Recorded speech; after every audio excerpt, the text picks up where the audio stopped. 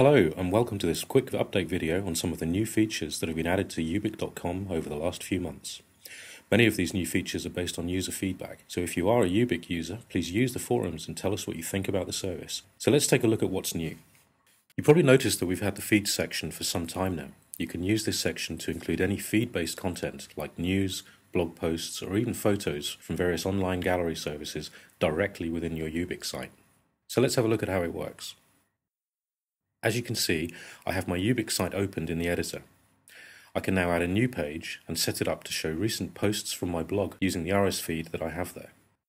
I'll add a new page, select the page template I want to use, I can customize the content later, and call it News. Now I select this new page and click Customize. This allows me to access the additional sections and remove those elements that I don't need. So let's delete the image and text areas and drag the feed icon onto the page. Now I'll click Configure Feed, and that gets me through to the configuration wizard.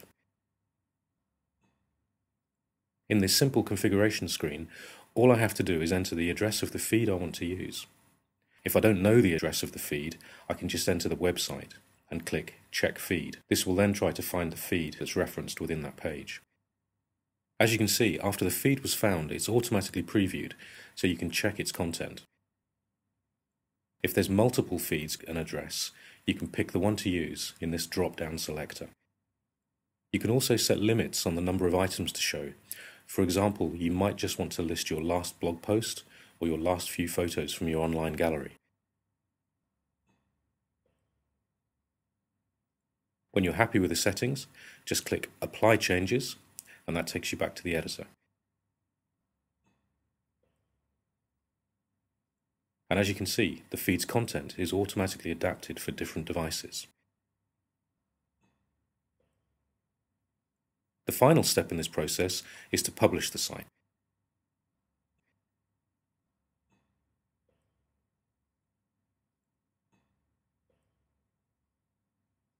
After it's published, each feed section will always show the latest contents from the feed source, so your visitors will always have live updates on your Ubiq site. The next new feature we're going to look at is external content, and if you like the feed section, you'll like the external content feature even more. It allows you to bring content from various external services directly into your Ubiq site and have it automatically adapted for any mobile device. For now, the source can be Flickr and Google's Picasa for images, and Google Docs for text documents. We'll be adding more sources in the near future. So let's have a look at how the external content feature works. Firstly, we'll add a new page and select any page template and give it a name. I'll call it My Items. Now I can select this new page and click Customize to access the additional sections and remove those elements that I don't need. So let's delete the image and text areas and add the external content item into the page.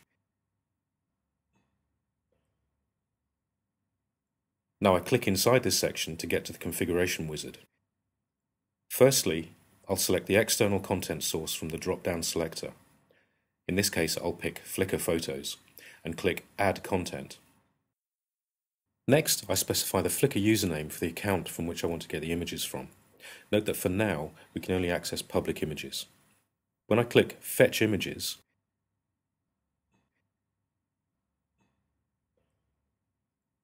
I'll get a preview of the photos in this account, and I can set a filter to show exactly what I want. I can control how many images are shown, which images from specific sets, or images with certain tags. When I click the Update link, the selected images updates according to the settings I've got in my filter, and you'll see the images that will be selected in full color, while the rest are grayed out. Now I click Apply Changes,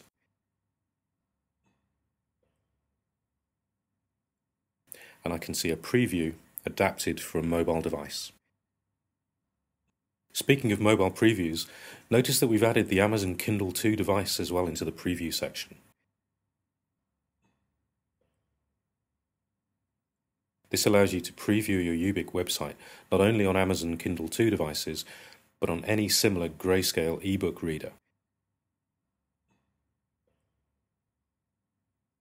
So let's go back and finish off our Flickr section. Next, we need to publish the site, but once we've done that, it'll be updated anytime the source service is updated without needing to republish.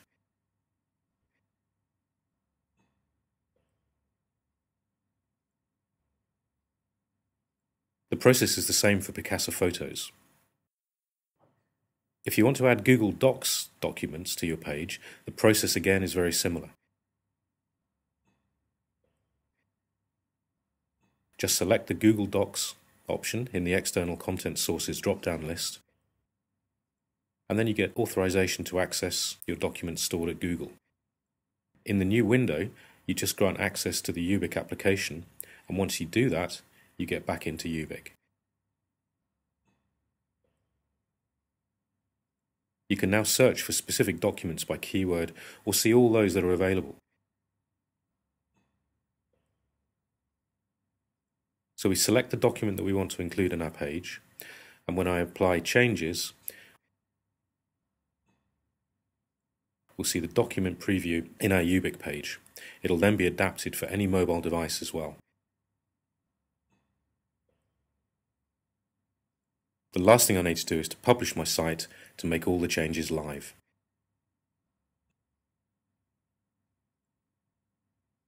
So now to the last of the major updates to Ubiq.com, and this is multi-language support. This allows you to change the language that both the templates are displayed in and also the GUI itself. So it's much easier if English is not your native language. To change the language, just head down to the black footer area and click on the Languages link. You can then select the language in the drop-down menu, and then that becomes your preferred language.